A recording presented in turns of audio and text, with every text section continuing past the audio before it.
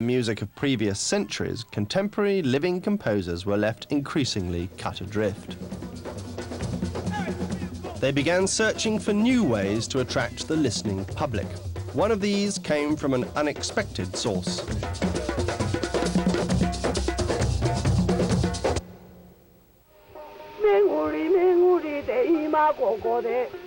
As soon as portable recording machines were available, intrepid engineers like the gramophone company's Fred Geisberg set off across the globe to capture on them the strange and wonderful sounds of music from other cultures.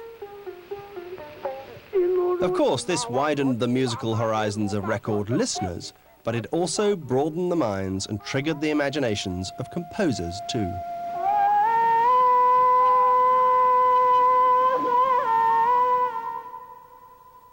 Before the invention of recorded sound, if you wanted to hear a Magyar folk ensemble or a raga band, you'd have had to travel to Hungary or India to do so. After Edison's phonograph, you could listen to the world's music in your own living room. In addition, composers and musicologists could analyse in great detail music that had never been notated. During the early 1900s, the Hungarian composer Béla Bartók took a phonograph and recorded the folk music of his native country. After analysing this ethnic raw material, he then wrote his own pieces inspired by it. Classical composers like Bartók learnt many things from the study of ethnic music through recording, not least of which were ways of treating the musical language itself that were not bound by the old rules of rhythm, harmony and melody that they'd been brought up on.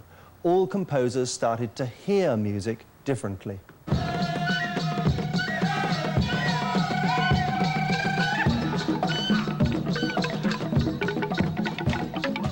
Over the course of the century, one form of music above all others came to exert its influence on European music, thanks to Edison's ingenious invention.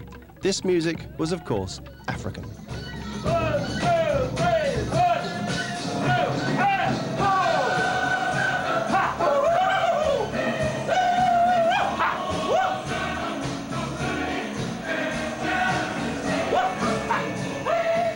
The English composer David Fanshawe toured Africa, the Middle East and the Pacific in the 60s, 70s and 80s, compiling a vast library of tapes of tribal music.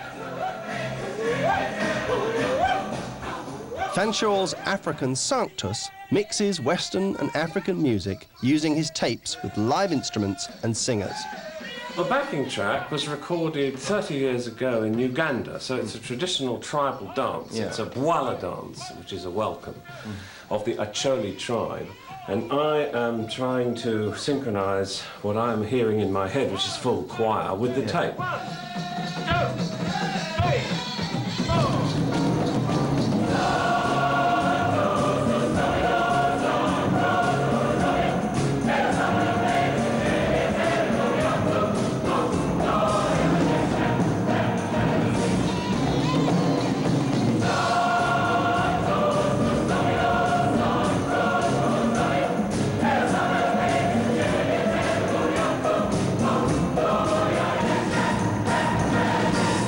I started out as a traveller with a notebook and a camera, and then I used to hear sounds in the markets and the bazaars and the churches and wherever I was. I would hear strange sounds that, you know, I had not heard before. Yeah. Then that led me to think, I better record them for posterity.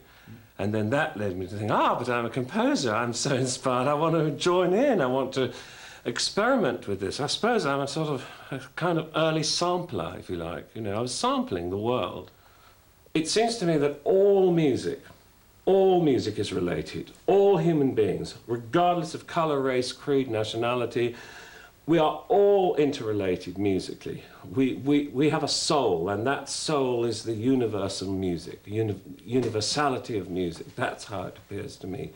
And this is why I feel I can, you know, make a comment as a composer, join in, comment on, and retain the essence of, hopefully, the beauty of pure music, pure sound. The whole planet came to experience African roots through the popular music of Black America. The rhythm, soul and energy of African music, as carried across to the Americas by 2 million slaves, gave birth to wave after wave of new musical forms and styles, from jazz to hip-hop, from ragtime to jungle, from the blues to Motown. Recording took the music of Black America out of tiny bars and clubs, out of remote neighborhood churches, out of deprived ghettos and into the homes and lives of the rest of the planet.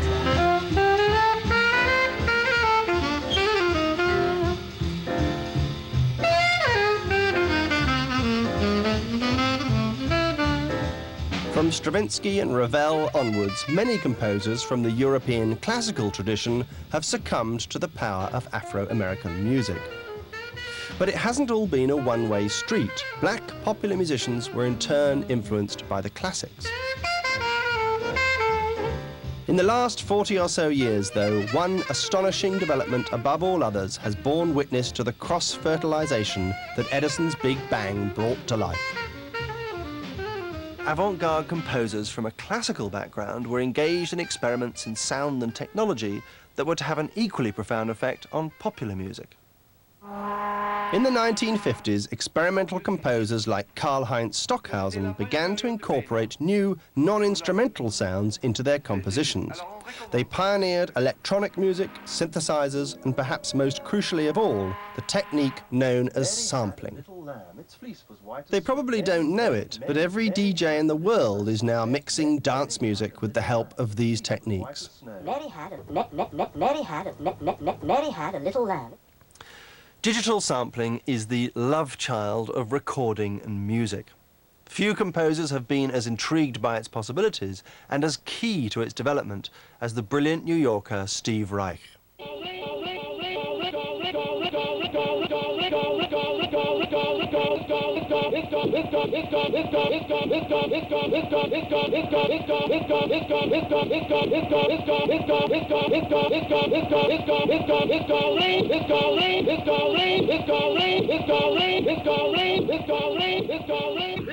The most likely candidate for working with tape, to my ear, was the human voice.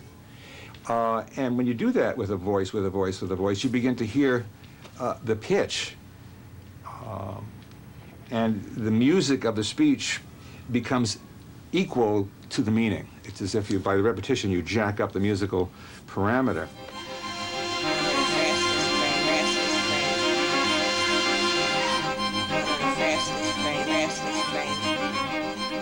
For me, the most moving work to attempt the blend of speech, tape and live performance is Reich's 1988 masterwork, Different Trains, a haunting and powerful evocation of his childhood and a reflection on the American Jewish experience.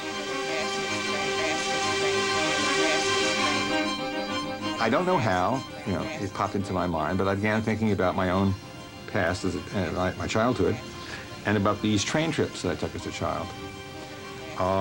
Since my parents had divorced when I was 1 year old, my mother had gone to Los Angeles. She was a singer. My father remained in New York City. He was a lawyer. And from the age of 1 to the age of about 5, when I had to start going to school, I used to go back and spend 6 months in New York, 6 months in Los Angeles. The crack train from New York. The sampled voices are those of Reich's governess, who accompanied him on his long journeys, and an elderly Pullman porter. On the extra board, but when we run to Chicago, we leave here on Liberty Limited out of Washington, D.C., see? So that was the crack train out of D.C. The crack train from New York, crack train from New York, New York. And I thought, well, now, let's see, when was that?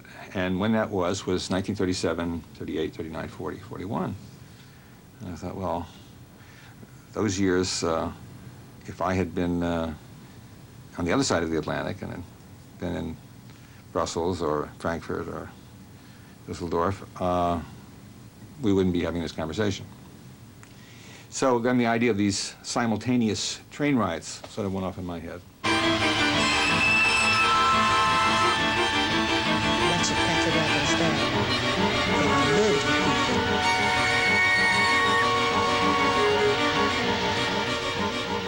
In the second movement, we hear the voices of Holocaust survivors describing their very different experiences on the appalling train journeys they were forced to make in Europe during the Second World War. They shaved us.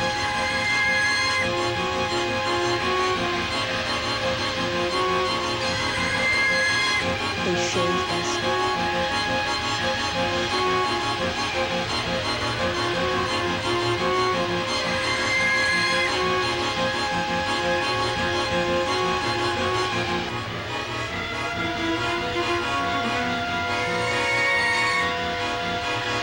They tattooed a number on our arm.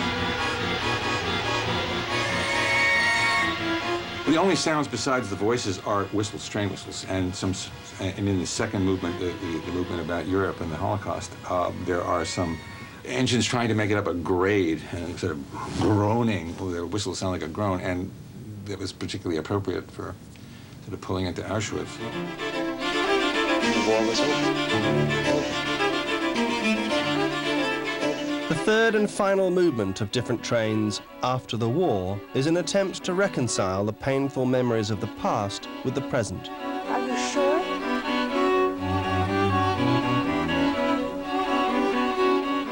Few contemporary composers have managed as effectively to marry such ideas with musical techniques that themselves defy the old musical boundaries. War is over. Composers that I consider interesting are aware of this technology, are aware of these possibilities, and are using them. And I think that they're in touch with the folk music of our time, because the folk music of our time is electronic. This is what people do uncoached and unbidden in their garages, in their homes, and then eventually it becomes professional. And that is the mark of folk music. It's just urban, because we don't have much left but urban.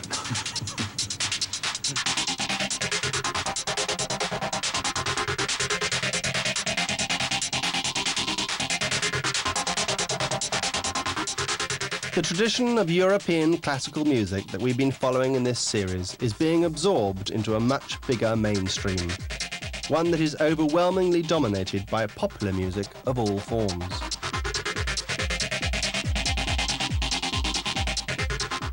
Music historians of the future might describe this moment in time as the age of convergence.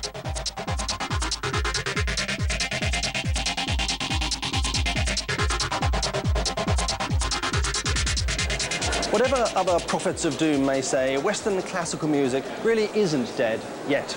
But it is like a cleverly mutating DNA gene, transforming itself and cross-fertilizing with other forms right in front of our eyes. What we're witnessing is the meltdown of previously rigid musical compartments and styles, a process we owe principally to Edison's Big Bang, the invention of recorded sound.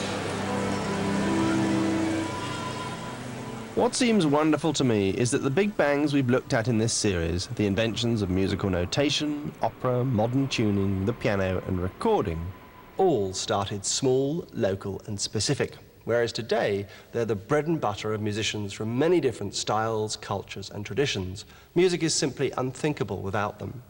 I don't, of course, know what the next great breakthrough will be, the impact of the internet perhaps, but what I am sure of is that we're bequeathing to the generations that follow us a treasure of incomparable value and beauty.